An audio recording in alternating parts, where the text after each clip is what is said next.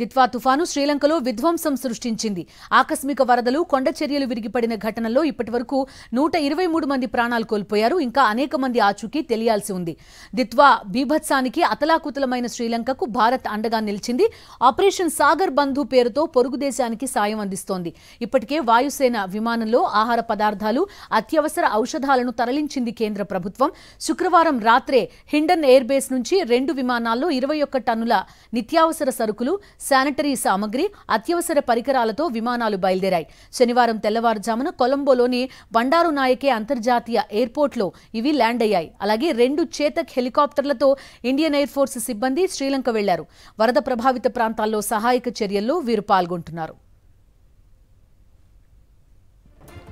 Cyclone Ditwah ఎఫెక్ట్తో వారం రోజులుగా శ్రీలంకలో భారీ నుంచి అతి భారీ వర్షాలు కురుస్తున్నాయి.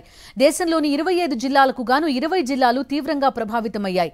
రాజధాని కొలంబోతో పాటు అత్యధిక జనాభా కలిగిన గంపాహ జిల్లా పూర్తిగా నష్టపోయింది.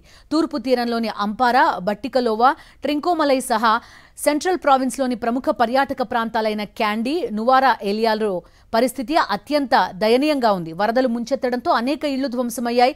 కమ్యూనికేషన్స్, విద్యుత్ వ్యవస్థ తీవ్రంగా డ్యామేజ్ అయ్యాయి. రవాణా స్తంభించిపోయింది.